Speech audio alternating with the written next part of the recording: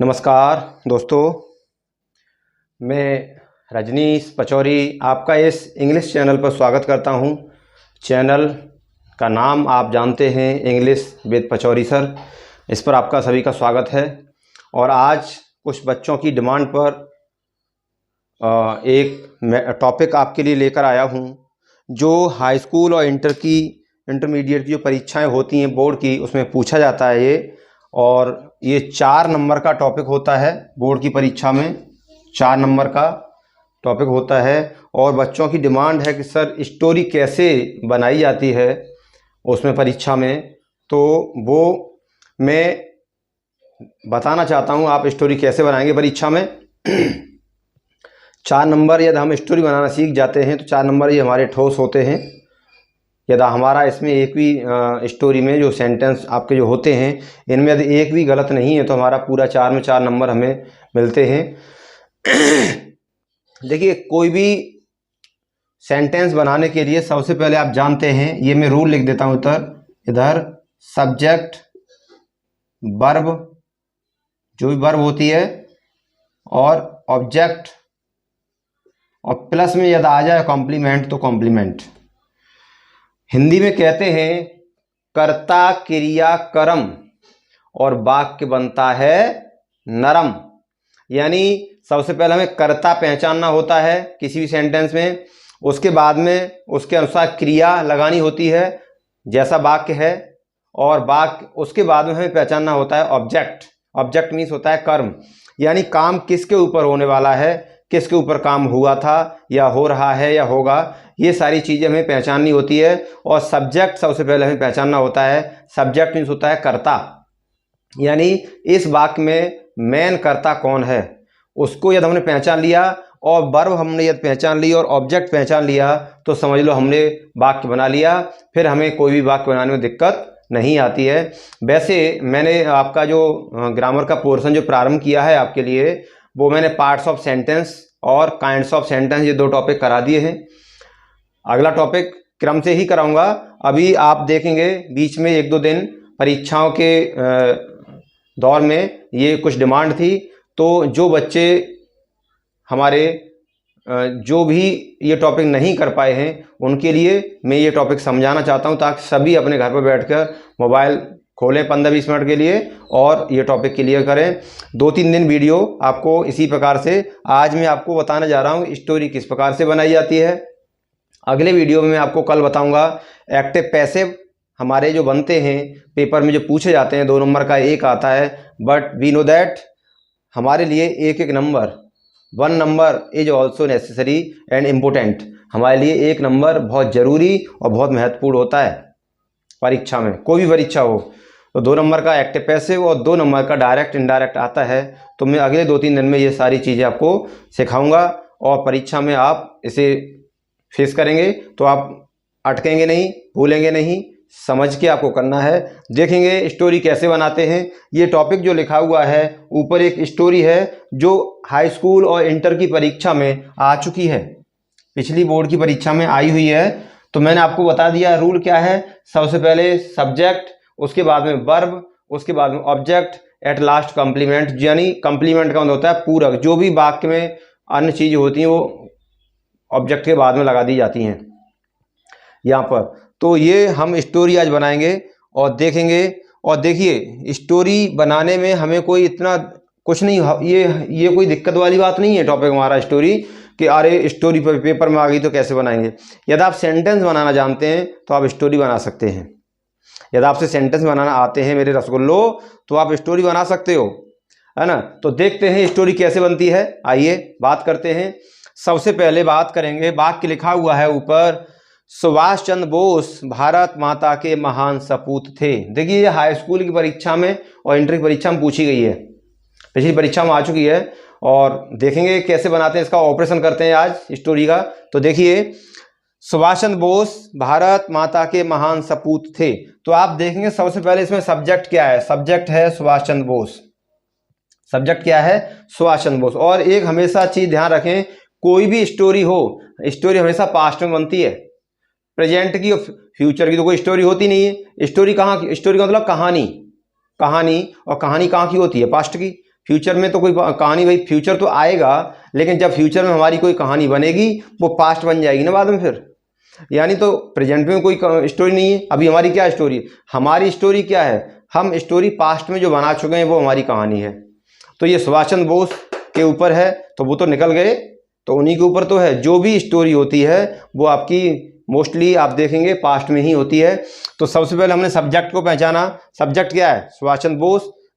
अब इसमें वर्ब क्या है, देखिए आपको इसमें वर्ब कहीं दिखाई नहीं दे रही है, तो वर्ब है ये was, were, is, am, are, और ये बी के रूप होते हैं। बी, बी, बी मीन्स होता है होना, होना, बनना, जो भी होता है इसके रूप होते हैं इज, एम, आर और वाज, वर।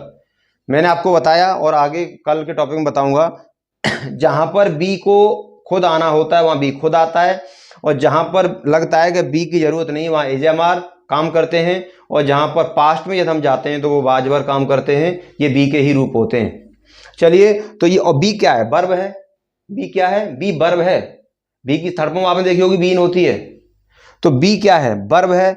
और जब ये बी के रूप है तो ये भी तो वर्ब हुए, तो यहाँ पर बाज वर्ब होगा। उसके बाद में आप देखेंगे ऑब्जेक्ट, इनमें से क्या आ जाएगा। अब ऑब्जेक्ट था कौन, महान सपूत। कौन थे ये, महान सपूत, किसके, भारत माता के। तो चलिए ये आपने पहचाना, तो यहां पर बनाएंगे कैसे, देखेंगे। सुभाष चंद्र बोस, सुभाष चंद्र बोस भारत माता के महान सपूत थे। तो सुभाष चंद्र बोस बाज,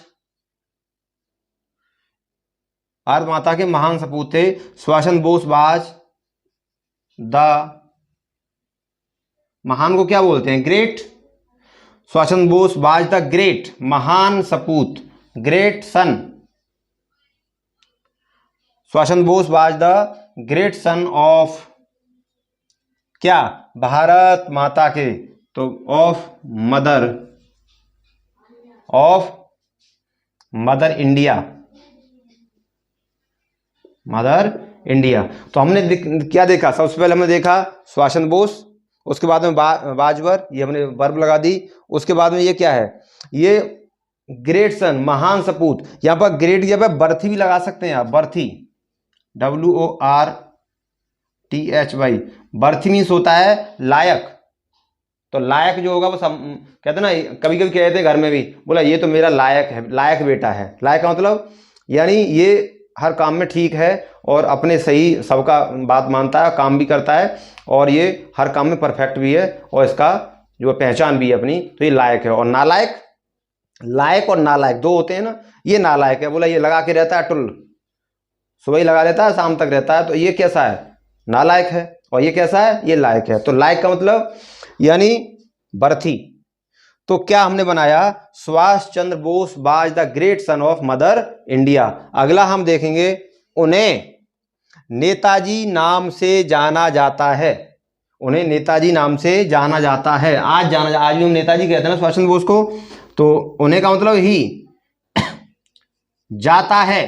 देखिए जाता है, अब ये वर्ब हो गई, ये वर्ब हो गई, इजमार, वाजवर, ऑक्सिलरी वर्ब होते हैं। आगे में जब ग्रामर आएगी पूर्व से तब सिखाऊंगा आपको ऑक्सिलरी वर्ब क्या होती है।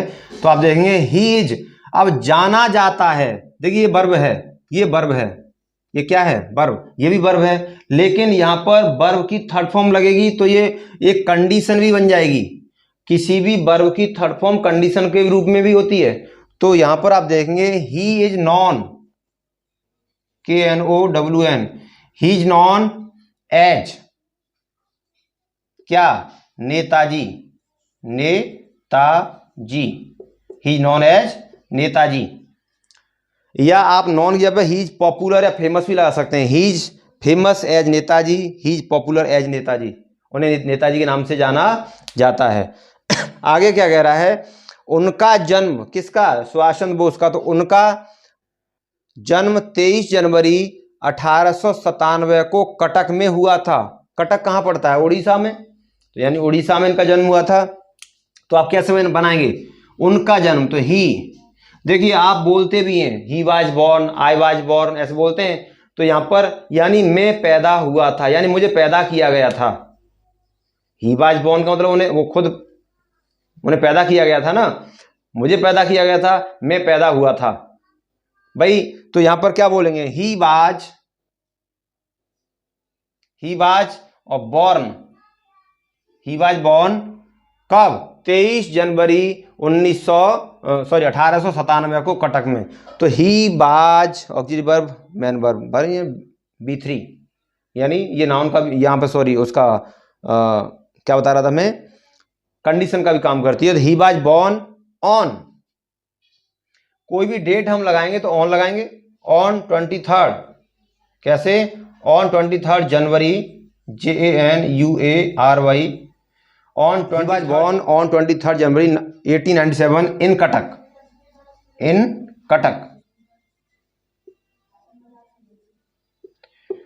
ही वाज बॉर्न, आप देखेंगे ही वाज बॉर्न ऑन 23 जनवरी 1897 इन कटक। तो हमने देखा यहाँ पर वाक्य बनाया हमने कैसे, उनका जन्म 23 जनवरी 1897 को कटक में हुआ था। तो ही वाज बॉर्न यानी वो पैदा हुए थे ऑन 23 जनवरी 23 जनवरी को, कहाँ, 1897 में कटक में। ये हमने देखा। आगे कहाँ थे हम, ये थे। अब देखिए लिखा है उनके पिता का नाम श्री जानकीनाथ बोस था। किसके, सुभाष चंद्र बोस के। तो उनके का मतलब हिज, उनके का मतलब हिज फादर्स, एपिस्ट्रोफी एस लगा देंगे हम, हिज फादर्स, एपिस्ट्रोफी का मतलब काकी के, उनके पिता का, हिज फादर्स नेम था, तो यानी was, his father's name was, mister लगा दो या श्री लगा दो, नो प्रॉब्लम, श्री जानकी नाथ बोस। उनके पिता का नाम क्या था, श्री जानकीनाथ बोस। तो his father's name was Shri Janakinath Bose या मिस्टर जानकीनाथ बोस। आगे है, वह भारत को ब्रिटिश शासन से या ब्रिटिश सत्ता से मुक्त करना चाहते थे, यानी भारत से अंग्रेजों को भगाना चाहते थे। तो अंग्रेजों की सत्ता जो थी, तो उस समय 1897 में जन्म हुआ, तो अंग्रेज तो यहाँ पर दनादन लगे हुए थे अपने माल ढुलाई में और शासन में लगे हुए थे, बराबर एक्शन कानून बनाए जा रहे थे। तो 1897 में इनका जन्म हुआ। उसके बाद में इन्होंने अपना, जब ये बड़े हुए तो इन्होंने अपना एक्शन लेना चालू किया। तो वह भारत को ब्रिटिश शासन से मुक्त कराना चाहते थे। तो क्या लिखेंगे, ही चाहते थे, देखिए ही वह चाहते थे, यहां आगे ही वांटेड, तो टू भी लगाएंगे, he wanted to free means होता मुक्त करना, he wanted to free India, he wanted to free India British शासन से, फ्रॉम ब्रिटिश रूल। तो आपने ये स्टोरी देखी। यहां पर सबसे पहले हम वर्ब लगाएंगे, उसके बाद आप लगाएंगे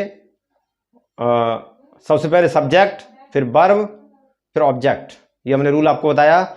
लास्ट में है, वह भारत को ब्रिटिश शासन से मुक्त करना चाहते थे। तो आपने देखा he wanted to free India from British rule. तो ये हमने स्टोरी बनाना सीखा। देखिए ये स्टोरी हाई स्कूल की परीक्षा में आ चुकी है। किसी भी प्रकार की स्टोरी यदि आपको दिक्कत करती है तो आप कमेंट के माध्यम से पूछ सकते हैं। इस प्रकार से स्टोरी बनाई जाती है। सबसे पहले मैंने आपको बता दिया है सब्जेक्ट, उसके बाद में क्या, वर्ब, पास्ट की स्टोरी है, वर्ब की आपने देखें ज़्यादातर सेकंड फॉर्म हम यूज करेंगे।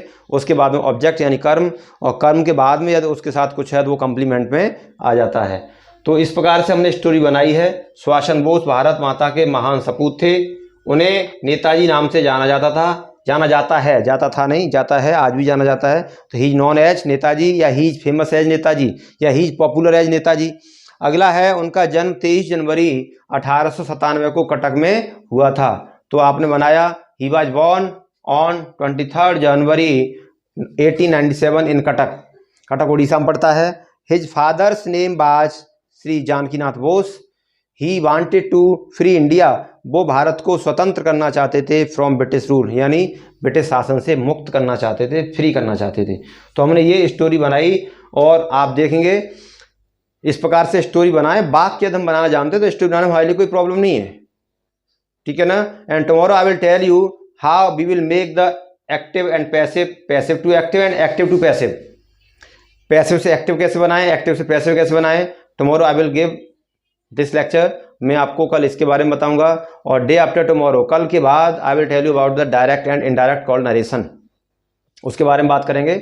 तो ये स्टोरी आप देखें और समझें, और उसके बाद यदि कोई दिक्कत है तो आप पूछ सकते हैं बाकी कमेंट के माध्यम से। बाकी कल हम अगले टॉपिक के साथ फिर मुलाकात करेंगे एक्टिव पैसिव के साथ। तब तक के लिए विदा लेते हैं, नमस्कार।